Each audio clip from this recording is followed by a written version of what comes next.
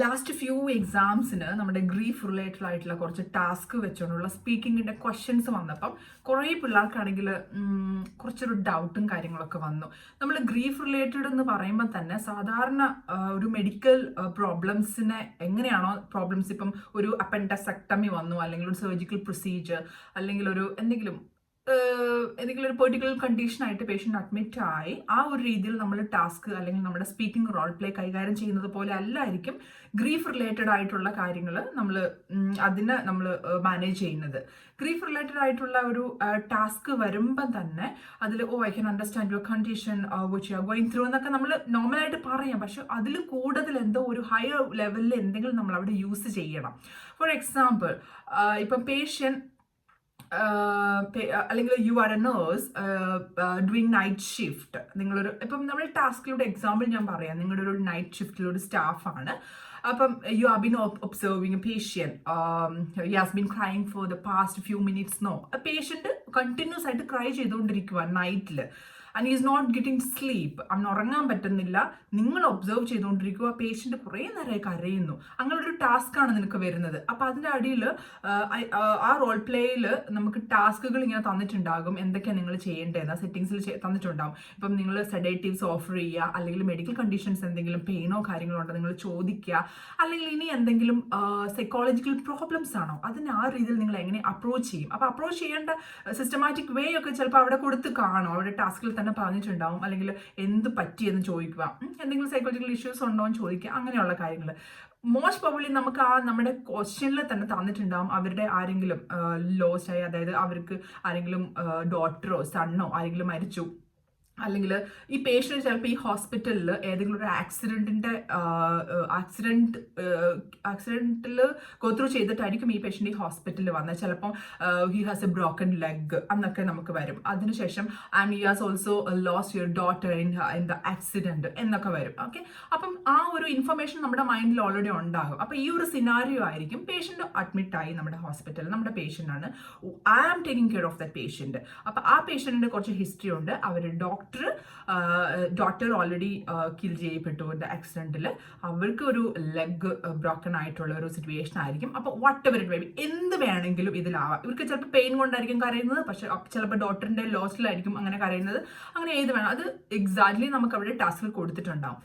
What ever it may be, നമുക്ക് അവിടെ കൊടുത്തിട്ടുണ്ടെങ്കിലും grief related ആയിട്ടുള്ള രീതിയിൽ നമ്മൾ അപ്രോച്ച് ചെയ്യുന്ന ഒരു ടാസ്കിനെ അതിൻ്റെതായിട്ടുള്ള രീതിയിൽ തന്നെ നമ്മൾ സാധാരണ എല്ലാ മെഡിക്കൽ കണ്ടീഷൻസും ചെയ്യുന്നത് പോലെ നമുക്കിത് ചെയ്യാൻ പറ്റത്തില്ല. അപ്പോൾ ആർക്കും ഒരു ഡൗട്ട് വേണ്ട, എക്സാക്ട്ലി ആ ഒരു രീതിയിൽ. ഇപ്പോൾ ഫോർ എക്സാമ്പിൾ ഞാൻ നേരത്തെ പറഞ്ഞതുപോലെ, അപ്പം ഇങ്ങനെ ഒരു പ്രശ്നത്തിൽ ആ പേഷ്യൻ്റ് നിൽക്കുക, അപ്പോൾ രാത്രിയിൽ കരയുക, നമ്മൾ ടേക്കിംഗ് കെയർ ചെയ്യുന്ന ഒരു സ്റ്റാഫ് നമ്മളാണ്. അപ്പോൾ എല്ലാ ടാസ്ക് നമ്മൾ ചെയ്യുമ്പോൾ, എല്ലാ റോൾ പ്ലേസ് നമ്മൾ ചെയ്യുമ്പോൾ, my name is so and so, I M one of registered nurses എന്നുള്ള രീതിയിൽ വേണമെങ്കിൽ നമുക്ക് ആദ്യം നമ്മുടെ ഇൻട്രൊഡക്ഷൻ എന്നുള്ള രീതിയിൽ പറയാം. അപ്പോൾ വാട്ട് ഹാപ്പൻ, അല്ലെങ്കിൽ വൈ ആർ ക്രൈയിങ് എന്നൊക്കെ ചോദിക്കുന്നതിന് പകരം എക്സ്ക്യൂസ് മീ ആ ഒരു രീതി നമുക്ക് ചോദിക്കാം. ഇംഗ്ലീഷുകാർ മെയിനായിട്ട് അങ്ങനെ എക്സ്ക്യൂസ് മീ അങ്ങനെ ചോദിക്കാറില്ല. എങ്കിൽ പോലും നമ്മളൊരു ഡിഫറെൻറ്റ്, ഇപ്പം ഞാൻ പറയുന്നത് എപ്പോഴും ഞാൻ എൻ്റെ ഈ വീഡിയോ സിനിമ പറയുന്നതാണ്, 10 പേര് കണ്ടിന്യൂസ് ആയിട്ട് എക്സാം ഡേയിൽ ഒരേ ഒരു അവിടെ നമ്മൾ വാലിഡേറ്റ് ചെയ്യുന്ന, അല്ലെങ്കിൽ നമ്മുടെ കൂടെ സ്പീക്ക് ചെയ്യുന്ന ആളുടെ അടുത്ത് പോയി ഇരിക്കുമ്പോൾ ഒരേ രീതിയിൽ എല്ലാവരും 10 പേരും പറയുക. അപ്പോൾ ആ ഒരാൾ മാതിരി 10 പേരിൽ 9 പേര് ഒരേ രീതിയിൽ പറഞ്ഞു. അപ്പോൾ ഒരാൾ, അത് നമ്മളാണ്.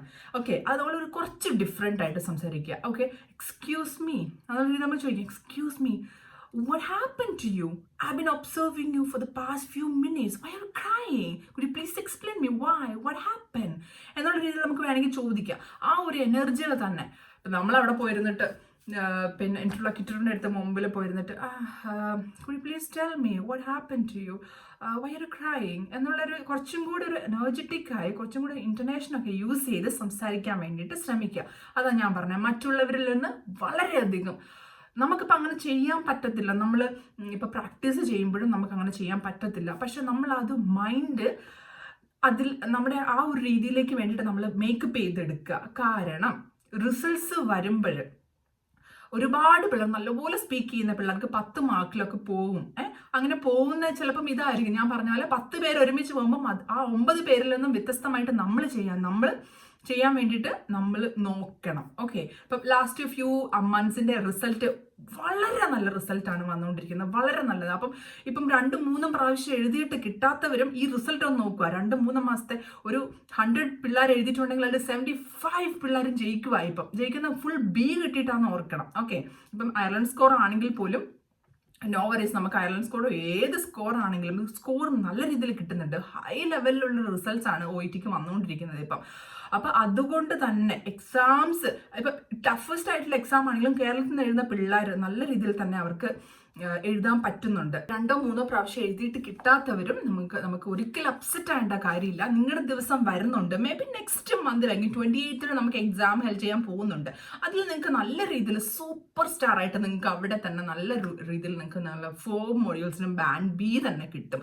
അങ്ങനെ തന്നെ വിചാരിച്ച് പോവുക. ഒരിക്കലും അത് ഒന്ന് ബാക്കോട് ചെയ്യും, എൻ്റെ സെക്കൻഡ് ടൈം ആയത് എഴുതുന്നതിന് ഞാൻ പോകത്തില്ല എന്നുള്ള രീതിയിലല്ല. നിങ്ങളുടെ സമയമാണ് ഇനി വരുന്നത്. ഇത് നെക്സ്റ്റ് 28th എക്സാമിന് ആരൊക്കെയാണോ എക്സാം ഡേറ്റ് എടുത്തിരിക്കുന്നത് അവർക്ക് ഉറപ്പായിട്ടും കിട്ടുന്നുള്ള ഒരു മെന്റാലിറ്റി വന്ന് ആ എക്സാം അറ്റൻഡ് ചെയ്യുക. ഉറപ്പായിട്ടും കിട്ടിയിരിക്കും. ഈ ഒരു 2-3 മന്ത്സിലെ റിസൾട്ട് പോലെ തന്നെ മുമ്പോട്ടുള്ള റിസൾട്ടും ഉറപ്പായിട്ടും പോകും. നമ്മുടെ റിസൾട്ടും കാര്യങ്ങളൊക്കെ നമ്മുടെ ഫേസ്ബുക്കിൽ, നിങ്ങൾക്ക് ഫേസ്ബുക്കിൻ്റെ ഞാൻ ഡിസ്ക്രിപ്ഷൻ, ഏത് ഫേസ്ബുക്കിൻ്റെ ഐഡിയും കാര്യങ്ങളൊക്കെ ഞാൻ ഞങ്ങളുടെ ഡിസ്ക്രിപ്ഷനിൽ ഇട്ടേക്കാം. യൂട്യൂബിൻ്റെ ഇതിൽ നമ്മളൊന്ന് നോക്കിയാൽ മതി.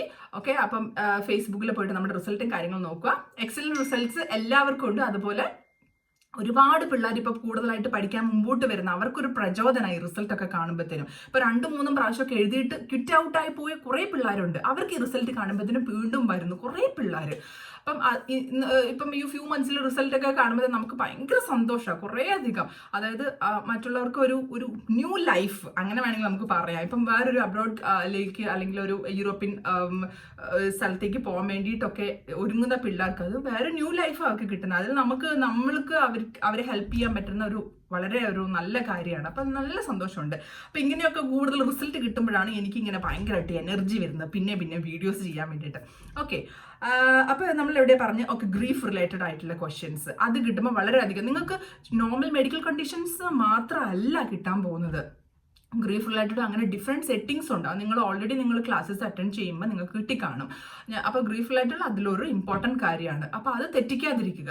ഇപ്പോൾ ഞാൻ പറഞ്ഞ പോലെ ഒരു ബ്രോക്കൺ ഇതും കൊണ്ട് അപ്പോൾ നമ്മൾ ആദ്യം ചോദിച്ചു, എക്സ്ക്യൂസ് മീ ചോദിച്ചു, what happen, why you are crying, I have been observing you for the past few minutes, what happen to you, അങ്ങനെ ചോദിച്ചു. അപ്പോൾ അവർ പറയും no, I don't want to speak to you. അല്ലെങ്കിൽ അവരിങ്ങനെ ദേഷ്യത്തിൽ എന്തെങ്കിലും പറയുക, no I don't say anything to you, അല്ലെങ്കിൽ എന്തെങ്കിലും എനിക്ക് നിങ്ങളോട് സംസാരിക്കേ വേണ്ട, അല്ലെങ്കിൽ I don't talk to a female, അല്ലെങ്കിൽ I don't talk to A mail person, അല്ലെങ്കിൽ മെയിൽ സ്റ്റാഫ് നേഴ്സിനോ അങ്ങനെ എന്തെങ്കിലും അവർ പറയും. എനിക്ക് ആണുങ്ങളോട് സംസാരിക്കും, എനിക്ക് പെൺപിള്ളേരോട് സംസാരിക്കണം എന്നുള്ള രീതിയിൽ ചിലപ്പോൾ പറയും.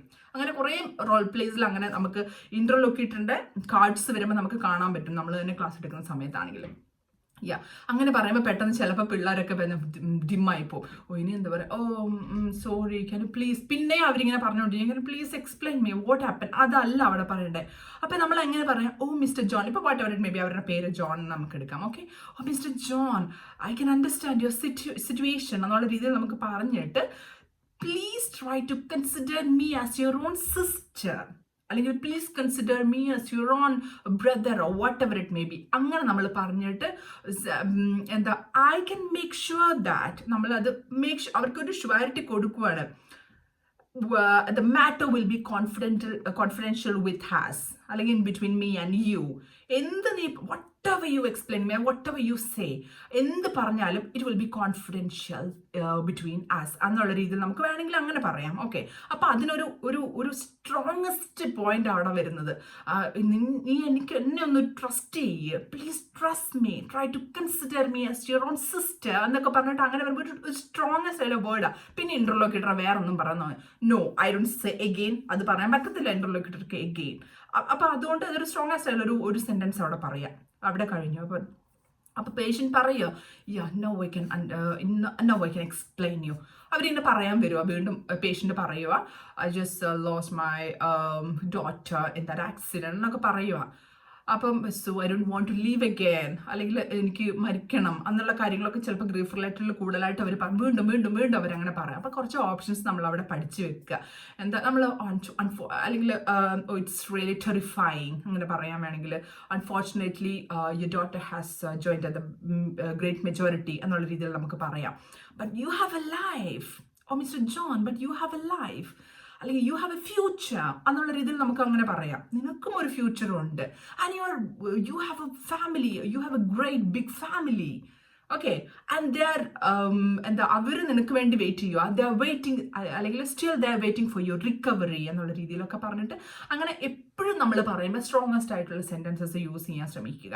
ആ പറയുന്ന ആ ഒരു രീതി ഉണ്ടല്ലോ, ഭയങ്കരമായിട്ട് നമ്മൾ ഇങ്ങനെ ബ്ലാ ബ്ലാ ബ്ലാ ഭയങ്കരമായിട്ട് ഒരു എന്താ പറയുക, ഭയങ്കര ഞാൻ എപ്പോഴും പറയാറുള്ളത് ആഷ്ബുഷ് ഇംഗ്ലീഷിൻ്റെ കാര്യമില്ല, നോർമലായിട്ട് പറഞ്ഞാൽ മതി. പക്ഷെ നമ്മുടെ ഈ ഒരു സംസാര രീതി, ഇൻ്റർനാഷണൽ കാര്യങ്ങളൊക്കെ ഒന്ന് നല്ല രീതിയിൽ യൂസ് ചെയ്തിട്ട് സംസാരിക്കാനായിട്ട് ശ്രമിക്കുക. ഉറപ്പായിട്ടും നിങ്ങൾ ഇതിൽ നിന്ന് നിങ്ങൾക്കൊരു 10 മാർക്ക് പോലും നിങ്ങളിൽ നിന്ന് അവർക്ക് മാറ്റിയെടുക്കാൻ പറ്റത്തില്ല ഈ രീതിയിൽ സംസാരിച്ചിട്ടുണ്ടെങ്കിൽ. 340 അവർ കൊണ്ട് എത്തിക്കത്തില്ല, 300 അവർ കൊണ്ട് എത്തിക്കത്തില്ല, 360, 370, 380 നിങ്ങൾക്ക് മാർക്ക് കിട്ടും. അപ്പം ആ രീതിയിൽ സ്പീക്കിങ്ങിനെ ഒന്ന് കാണുക. നിങ്ങൾ ഭയങ്കര ചത്തുകൂടി ഐ ക്യാൻ അണ്ടർസ്റ്റാൻഡ്. ഇപ്പം ചില മോക്ക് ടെസ്റ്റ് ഒക്കെ ഞാൻ കണ്ടക്ട് ചെയ്യുമ്പോഴത്തേനും കരഞ്ഞു പോകും ചിലപ്പം. അങ്ങനെ നമ്മൾ ലാസ്റ്റ് എക്സാമിൻ്റെ ജസ്റ്റ് ഒരു പ്രീവിയസ് ഡേ ഒക്കെ മോക്ക് എന്ന് പറയുമ്പോഴത്തേനും ആ ഒരു എക്സാം രീതിയിലാണ് നമ്മൾ പോയി ചെയ്യുന്നത് അല്ലേ. ഒരു എനർജി വരട്ടെ നിങ്ങളുടെ അടുത്ത് നിന്ന്, നിങ്ങൾക്ക് കിട്ടും ഉറപ്പായിട്ട്. നിങ്ങൾക്ക് ശരിക്കും പേടിയാണ്, ഒന്നാമത്തെ കാര്യം പേടിയാണ്. ഫോണിൽ ഇങ്ങനെ നമ്മൾ ഓൺലൈൻ ക്ലാസ് എടുക്കുന്ന നമ്മളോട് സംസാരിക്കാൻ പേടിയാണെങ്കിൽ നിങ്ങൾ ഫേസ് ടു ഫേസ് നിൽക്കുന്ന ആൾക്കാരോട് നിങ്ങൾ എങ്ങനെ സംസാരിക്കും അല്ലേ? അപ്പം മുമ്പിൽ നിൽക്കുന്ന ആൾക്കാരുടെ അടുത്ത് ഉറപ്പായിട്ടും നല്ല, ഇപ്പം ഞാൻ എപ്പോഴും പിള്ളേരോട്, ഞാൻ എൻ്റെ പിള്ളേരോട് സ്റ്റുഡൻസിനോട് എപ്പോഴും പറയാറുണ്ട്, മുമ്പിൽ നിന്ന് സംസാരിക്കുന്ന ആൾക്കാരോട് നമ്മൾ ആക്ഷനിൽ സംസാരിച്ചോ ഒരു കുഴപ്പമില്ല. ഞാനിപ്പം വീഡിയോ എടുക്കുമ്പോൾ അതെൻ്റെ ഓട്ടോമാറ്റിക്കായിട്ട് ഇങ്ങനെ ആക്ഷൻസ് വരുന്നതാണ്. അല്ല, ഞാൻ സ്പീക്കിങ്ങിൽ സംസാരിക്കുന്ന പിള്ളേരോട് എല്ലാം പറയുന്നുണ്ട്, മുമ്പിൽ നമ്മുടെ ഇന്റർലോക്യൂട്ടറിന്റെ മുമ്പിൽ ഇരുന്നുകൊണ്ട് തന്നെ ആക്ഷൻ എടുത്തോളൂ. നിങ്ങൾക്ക് ക്യാമറ അവിടെ ഒന്നും വെച്ചിട്ടില്ല. ഈ ആക്ഷൻ എടുക്കുമ്പോഴേ സംസാരം വരൂ എന്നുള്ള ആൾക്കാർക്ക് ആക്ഷനും എടുക്കാം. ഓക്കെ, അപ്പൊ നമ്മുടെ ആ ഒരു സംസാര രീതി നമ്മുടെ പിന്നെ ബോഡി ലാംഗ്വേജിനോടൊപ്പം ചിലപ്പോൾ ബോഡി ലാംഗ്വേജും കൂടെ വേണ്ടി വരും നമ്മുടെ ഫീലിങ്സ് വരാൻ വേണ്ടിയിട്ട്. ഓ ഐ ക്യാൻ അണ്ടർസ്റ്റാൻഡ്. കണ്ടോ, ഇതിപ്പോൾ ഞാൻ ആക്കിയതാ, പക്ഷെ ഞാൻ പറയുമ്പോൾ അങ്ങനെയുള്ള ആൾക്കാരുണ്ടെങ്കിൽ അത് അങ്ങ് തകർത്തോണം. അങ്ങനെ തന്നെ ചെയ്ത് അങ്ങ് സംസാരിച്ചോണം. നിങ്ങളുടെ ഫുൾ എനർജി ഒച്ചയിൽ അങ്ങനെ ഭയങ്കരമായിട്ട് ഒച്ചയെ പറയാനല്ല ഞാൻ പറയുന്നത്, ഇൻറ്റൻഷനിട്ട് ആ ഒരു ഫീലിങ്സിൽ oh Mr. John, I can understand your condition, I can understand your situation. കണ്ടോ, അവിടെ ആ ഒരു ഇൻറ്റർനാഷൻ എങ്ങനെ ആ ഒരു രീതിയിൽ വരണം. Oh mister John, I can understand your condition, don't worry, I can help you, അല്ലെങ്കിൽ ഡോണ്ട് ബി പാനിക്, റിലാക്സ്. ഇങ്ങനെയല്ല പറയേണ്ടത്. കുറച്ചൊരു ഇൻറ്റർനാഷൻ എടുത്ത് നമ്മൾ സംസാര രീതിക്ക് അനുസരിച്ചുള്ള കാര്യങ്ങൾ പറഞ്ഞാൽ ഉറപ്പായിട്ട് ഒരു 10 മാർക്സ് പോലും നിങ്ങളുടെ അടുത്ത് നിന്ന് അവർ കുറയ്ക്കത്തില്ല. ഉറപ്പായിട്ട് സ്പീക്കിംഗ് നിങ്ങൾക്ക് ക്രാക്ക് ചെയ്യാൻ പറ്റും. ഓക്കെ, അപ്പോൾ ആ രീതിയിലൊന്ന് ചിന്തിക്കുക. നെക്സ്റ്റ്, അപ്പം ഞാൻ ഇപ്പം നമ്മൾ ഗ്രീഫ് റിലേറ്റഡ് പറഞ്ഞത്. അപ്പം ഇപ്പം ഡോട്ടർ ലോസ്റ്റ് ആയി, അല്ലെങ്കിൽ ഡോട്ടർ മരിച്ചു എന്നോ അങ്ങനെ എന്തെങ്കിലും പറയുകയാണെങ്കിൽ നമുക്ക് അങ്ങനെ ഗ്രേറ്റ് മെജോറിറ്റിയിൽ അവൾ പോയി എന്ന് വിചാരിക്കുക. യു ഹാവ് എ ഫ്യൂച്ചർ, അല്ലെങ്കിൽ നിനക്ക് നിന്റെ പാരൻസ് ഉണ്ട്, അല്ലെങ്കിൽ നിന്റെ relatives they are still waiting for your recovery, so you have a future mister John, please trust me. അല്ലെങ്കിൽ just try to avoid all your negative thoughts, now you have a good life എന്നുള്ള രീതിയിലൊക്കെ പറഞ്ഞ് അങ്ങ് പോവുക. അതിനുശേഷം വീണ്ടും അപ്പം ആ ഒരു പോർഷൻ അങ്ങ് കഴിഞ്ഞു. ഗ്രീഫ് റിലേറ്റഡ് ആയിട്ടുള്ള കൺസേൺ അഡ്രസ്സിങ് ചെയ്യാനുള്ള പോർഷൻ അങ്ങ് കഴിഞ്ഞു. ഇനി നെക്സ്റ്റ് പോർഷൻ ചിലപ്പോൾ അവരുടെ മെഡിക്കൽ കണ്ടീഷൻസും അവർക്ക് പെയിൻഫുൾ ആയിരിക്കാം. അപ്പം നമുക്ക് നെക്സ്റ്റ് മെഡിക്കൽ റിലേറ്റഡ് ആയിട്ടുള്ള എന്തെങ്കിലും പ്രോബ്ലംസ് ആയിരിക്കാം പേഷ്യൻ്റ് ഉള്ളത്. അപ്പം നമുക്ക് ചോദിക്കാം, എന്തെങ്കിലും പെയിൻ ഉണ്ടോ, അല്ലെങ്കിൽ അങ്ങനത്തെ രീതിയിൽ എന്തെങ്കിലും ചോദിച്ചിട്ട് പെയിൻ മാനേജ്മെന്റ് കാര്യങ്ങളോ അല്ലെങ്കിൽ പൊസിഷനും കാര്യങ്ങളൊക്കെ വേണമെങ്കിൽ ചിലപ്പോൾ അവിടെ ടാസ്കിൽ പറയുന്നതിനനുസരിച്ച് ചിലപ്പോൾ സെഡേറ്റീവ്സ് ഒക്കെ അവർക്ക് ആവശ്യമുണ്ടായി വരും. ഉറക്കം വരുന്നില്ല, അപ്പോൾ ഏതെങ്കിലും സെഡേറ്റീവ്സ് നമുക്ക് ഓഫർ ചെയ്യാം, ഇങ്ങനത്തെ കാര്യങ്ങളൊക്കെ. ദ മോസ്റ്റ് ആൻഡ് ഇമ്പോർട്ടൻറ്റ് കാര്യം ഗ്രീഫ് റിലേറ്റഡിൽ വരുമ്പോൾ എപ്പോഴും നമ്മൾ ഓഫർ ചെയ്യേണ്ട ഒരു കാര്യമാണ് സൈക്കോളജിക്കൽ സപ്പോർട്ട്. ഈ സൈക്കോളജിക്കൽ സപ്പോർട്ട് നമുക്ക് കൊടുക്കാൻ പറ്റിയ 2-3 ആൾക്കാരുണ്ട്. ഒന്ന് കൗൺസിലേഴ്സ് ഉണ്ട് അല്ലേ. രണ്ടാമത്തേന്ന് പറയുമ്പോൾ നമുക്ക് ചാപ്ലിൻ, ഇപ്പോൾ ഹോസ്പിറ്റലായിട്ട് റിലേറ്റഡ് ആയിട്ട് ചാപ്ലിൻ അവൈലബിൾ ആണ്. നിങ്ങൾക്ക് വേണോ എന്ന് ചോദിക്കാം. ചുമ്മാ അങ്ങോട്ട് നമ്മുടെ ടാസ്കിൽ അവിടെ ഓൾറെഡി എഴുതി വെച്ചിട്ടുണ്ട്, you have to provide the chaplain support to the patient എന്ന് എഴുതി വെച്ചിട്ടുണ്ട്. But we should not say that. നമ്മൾ അങ്ങനെ പെട്ടെന്ന് പോയി പറയല്ലേ, I can arrange a chaplain for you എന്നോ അങ്ങനെ ഒന്നും പറയല്ലേ. Do you want to use the chaplain service? ആ രീതിയിൽ നമുക്ക് ചോദിക്കാം, അല്ലെങ്കിൽ just to provide psychological support ചെയ്യൂ. Okay, just to get rid of all this അല്ലെങ്കിൽ unwanted things, thoughts and everything. ആ അൺവാണ്ടഡ് തോട്ട്സ് ഒക്കെ കളയാൻ വേണ്ടിയിട്ട് നിങ്ങൾക്ക് ഒരു സൈക്കോളജിക്കൽ സപ്പോർട്ട് ചെയ്യാൻ ഞാൻ ആഗ്രഹിക്കുന്നു. നിങ്ങൾക്ക് അത് എടുക്കാൻ താല്പര്യമുണ്ടോ? Do you want to use that? Do you want to go for that എന്നുള്ള നിങ്ങൾക്ക് ചോദിക്കാം. അതിനുശേഷം ചില പിള്ളേരൊക്കെ ഇങ്ങനെ പെട്ടെന്നായിട്ട് ഇങ്ങനെ ഒരു ടാസ്ക് കാണുമ്പോൾ തന്നെ I can arrange a chaplain for U, I can arrange A councillor for you എന്നൊക്കെ ചോദിക്കുന്നുണ്ട്. അത് ഒരിക്കലും അത് തെറ്റാണ്, അങ്ങനെ ചോദിക്കല്ലേ. നിങ്ങൾക്ക് അങ്ങനെ ആഗ്രഹമുണ്ടോ? Can I just arrange that for you എന്നുള്ള രീതിയിൽ നമുക്ക് ചോദിച്ചാൽ മതി. ആ ഒരു രീതിയിൽ ചോദിക്കാം. ഓക്കെ, അപ്പൊ ഗ്രീഫ് റിലേറ്റഡ് ഇങ്ങനത്തെ മെയിൻ പോയിന്റ്സ് ഉറപ്പായിട്ടും ഏത് ഗ്രീഫ് റിലേറ്റഡ് കാര്യങ്ങൾ വന്നിട്ടുണ്ടെങ്കിലും ഈ പോയിന്റ്സ് ഒക്കെ നിങ്ങളുടെ ഗ്രീഫ് റിലേറ്റഡ് ഇതിൽ ആഡ് ചെയ്യേണ്ടതായിട്ട് ഉള്ളതാണ്. ഓക്കെ, അപ്പൊ അതൊന്ന് മനസ്സിൽ വെക്കുക. നെക്സ്റ്റ് നമുക്ക് വരുന്നതെന്ന് വെച്ചിട്ടുണ്ടെങ്കിൽ നോൺ കേസ്, അൺനോൺ കേസ്. ഞാൻ കുറേ വീഡിയോസിൽ ഞാൻ പറഞ്ഞിട്ടുണ്ട്, സ്റ്റിൽ പിള്ളേർക്ക് ഡൗട്ടാണ്. ഇപ്പം നോൺ കേസ് എന്ന് പറഞ്ഞിട്ടുണ്ടെങ്കിൽ you know about the patient was admitted to the hospital. Already patient ഉണ്ട് ഹോസ്പിറ്റലിൽ, അല്ലേ? പേഷ്യൻ്റ് ഓൾറെഡി നിങ്ങളുടെ ഹോസ്പിറ്റലിൽ ഉണ്ട്. പേഷ്യൻ്റെ പേര് നിങ്ങൾക്ക് അറിയാം, ബട്ട് എന്തെങ്കിലും പേര് ആ പേഷ്യന്റ് വിളിക്കാനും പറ്റത്തില്ല. അപ്പൊ നമ്മൾ ഫസ്റ്റ് 5 minutes സ്റ്റാർട്ട് ചെയ്യുമ്പോൾ ചോദിക്കില്ല, ഫസ്റ്റ് 3 minutes മുമ്പ്, അതായത് ഈ റോൾ പ്ലേ സ്റ്റാർട്ട് ചെയ്യുന്നതിന് മുമ്പ് നിങ്ങൾക്ക് ചോദിക്കാം how can I address you during the time of role play. അത് നോൺ കേസ് ആണെങ്കിലാണ് ചോദിക്കേണ്ടത്. ഒന്നും കൂടെ ഫിക്സ് ആക്കി വെക്കുക, നോൺ കേസ് ആണെങ്കിൽ മാത്രം. Okay, so how can I address you during the time of role play ചോദിക്കാം. അത് നോൺ കേസ് ആണെങ്കിൽ പേഷ്യന്റിന്റെ പേര് ഓൾറെഡി ഈ പേഷ്യൻ്റ് ഓൾറെഡി നോൺ കേസാണ്, പേഷ്യൻ്റ് ഓൾറെഡി അഡ്മിറ്റഡ് ആണ് ഹോസ്പിറ്റലിൽ, ബട്ട് ആ ടാസ്കിൽ പേഷ്യൻ്റെ പേര് എഴുതിയിട്ടില്ല. മാത്യുന്നോ ജോസഫ്നോ തോമസ്നോ ഒന്നും അതിൽ എഴുതിയിട്ടില്ല. പേഷ്യൻ്റെ പേര് അവിടെ എഴുതിയിട്ടില്ല, but still the patient is known for you, അല്ലെങ്കിൽ known to you. Patient known ആണ്, പേഷ്യൻ്റ് ഹോസ്പിറ്റലിൽ കിടക്കുന്നുണ്ട്. അങ്ങനെയാണെങ്കിൽ മാത്രം 3 first minute നിങ്ങൾക്ക് പേര് ചോദിക്കാം. ഇനി അൺനോൺ കേസ്, ഇത് നോൺ കേസാണ് ഞാൻ പറഞ്ഞത്. ഇനി അൺനോൺ കേസ് എങ്ങനെയാ?